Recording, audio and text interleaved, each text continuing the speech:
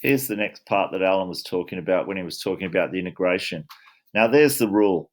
The integral of x to the power of n dx equals x to the power of n plus 1 over n plus 1. So I'm going to look at a few examples just to make it hopefully a little bit more clearer. So if we've got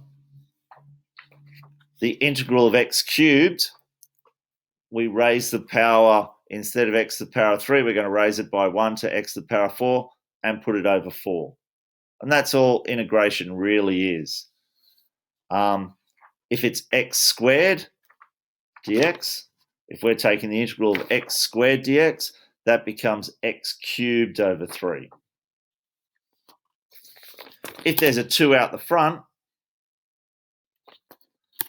so the integral of 2x, we can actually bring that 2 out the front of the integral sign. So it's 2 times the integral of x, but it's really x to the power of 1. So it's a bit tricky that. There isn't a 1 up here, but this is really x to the power of 1. So what's the rule? We increase the power by 1 and put it over that. So it becomes 2 lots of x squared over 2, and we could obviously simplify that just to x squared because the 2's cancel. Now, going back to the first one, what the integral gives us, it actually gives us the area under the curve between two values. So we could look at this and put two values here. So now we're looking at the area under x cubed from x equals 0 to x equals 2. How do we do that? We integrate. So nothing's changed. We integrate x cubed. We get x to the power of 4 over 4. And then we do it to our limits. In other words, between our limits of 2 and 0. So we put 2 into here and get 2 to the power of 4 divided by 4, minus when we put our second limit in of 0, minus 0 to the power of 4 over 4. 2 to the power of 4 is 16. 16 divided by 4 is 4. So the first term becomes 4 minus 0, and 4 minus 0 is 4. So once we have our limits, all we do is put the first limit in and minus when we put the second limit in. So the next example was x squared. The integral of x squared equals x cubed over 3. And let's put some limits in. We'll put 0 in. 0 is nice. And we'll put 5 in. So once we've put our limits in, the integration doesn't change. It's between our limits of 5 and 0. So the first thing we do is we put the value 5 in. So 5 cubed over 3. And then we minus when it's 0 cubed over 3. That's one of the reasons why 0 is nice in these cases, because 0 cubed is 0. 5 cubed is 125 over 3 minus 0, which is obviously just 125 over 3.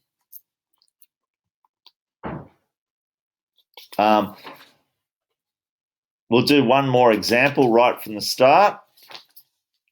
Let's look at the integral of x squared plus 2.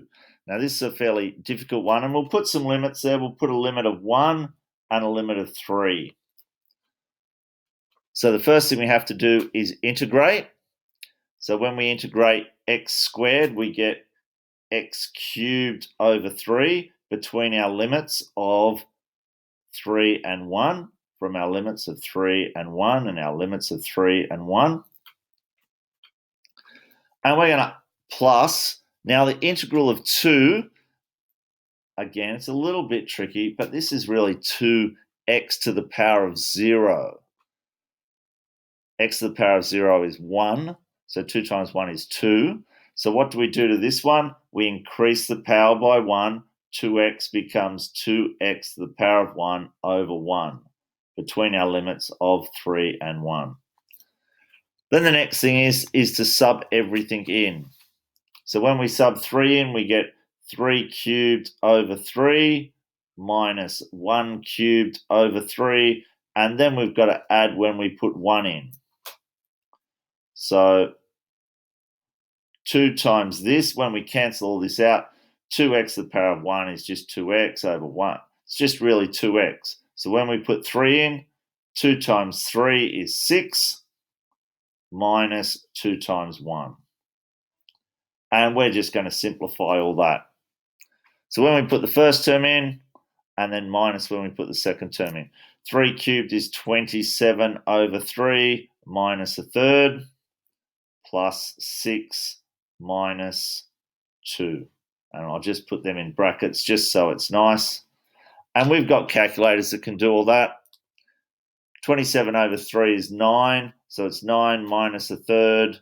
6 minus 2 is 4, and we're going to plus 4. So that is 9 plus 4 is 13 minus a third, which is 12 and 2/3. I hope that's made the integration a bit easier. And as I said, Michael's also put up some integration slides, and maybe some of you have watched those. Hopefully that has made the integration a bit easier.